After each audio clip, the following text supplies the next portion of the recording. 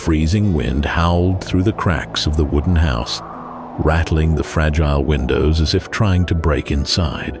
The small village, nestled deep in the snow-covered mountains, was shrouded in silence, except for the occasional gusts of wind and the distant howls of wool. Inside one of the humblest homes, a boy sat hunched over a tattered book, his fingers trembling as he tried to turn the page. His name was Ethan, and he had a dream that the world thought was impossible. Ethan was only 12, but life had already taught him the weight of hardship. The cold, unrelenting grip of winter had taken his father, leaving him and his mother to fend for themselves in a world that seemed determined to forget them. He had learned to navigate hunger, to endure the whispers of villagers who saw his family as doomed, and to find hope in the dim glow of an old oil lamp. These struggles had carved resilience into his soul, shaping a boy who refused to be defined by circumstance.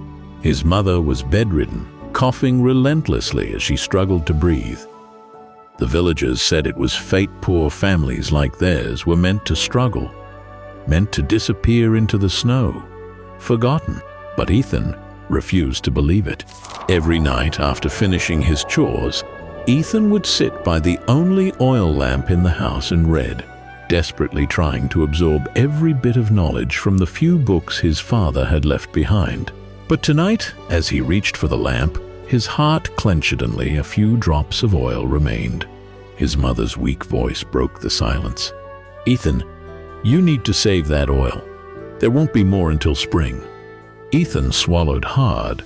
Spring was still months away.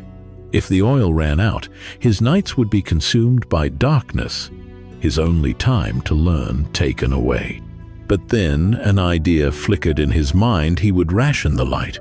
Instead of burning the lamp for hours, he would only light it for the most important pages, the most difficult lessons. Every drop of oil would count. Every second of light would matter. For the next few months, Ethan became obsessed with efficiency. He structured his days meticulously, waking up at dawn to help his mother, running errands in the village, and using every spare moment to study under the dim daylight. At night, he would light the lamp only when absolutely necessary, prioritizing the most complex lessons. He practiced writing in the dark, relying on memory and touch, and even recited passages aloud to himself, sharpening his mind in ways he never had before. Then, one fateful night, as Ethan finished another lesson, the flame sputtered and died. The last drop of oil was gone. Darkness swallowed the room. For a long moment, Ethan sat in silence, his heart pounding. Was this the end? Would his dream fade into the shadows like the flame in that lamp? He clenched his fists. Number. He would not let this be the end. The next morning he set out on a journey, trekking through the knee-deep snow to the village's elder, an old man who was known for his wisdom. Ethan said, his voice steady despite his frozen lips, "I need to keep learning, but I have no light left. What can I do?" The elder studied him, then smiled. "Then become the light yourself." Ethan frowned. "But how?" The elder handed him an old, dusty book, its cover worn with time, its pages yellowed with wisdom. "This book has guided many before you," he said. "It holds not just knowledge, but the lessons of those who have searched for answers before you. Treat it well, and it will illuminate your path. Learn to ask the right questions, and you will never run out of answers." From that day on, Ethan changed his approach. He no longer depended on oil to learn, he asked. He listened. He found knowledge in places others ignored. He helped the village blacksmith and learned about metal. He worked in the baker's shop and learned about trade. He sat with the fishermen and learned patience, and through it all, he never stopped pushing forward. Years passed, and Ethan grew into a man.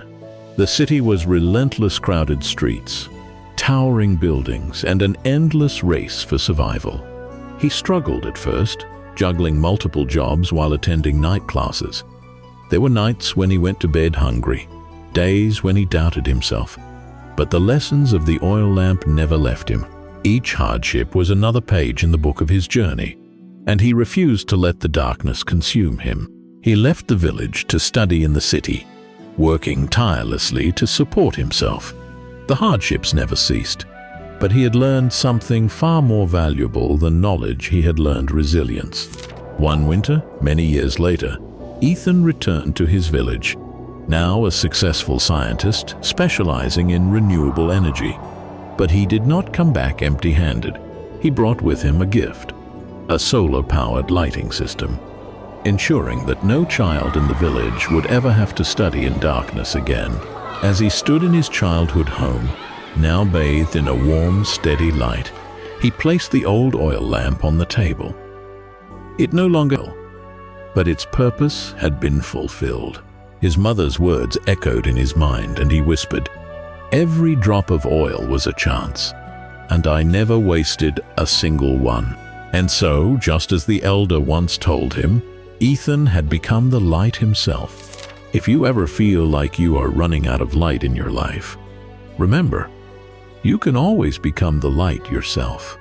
Just as Ethan turned his struggles into strength and his darkness into wisdom, you too can find your own way to shine.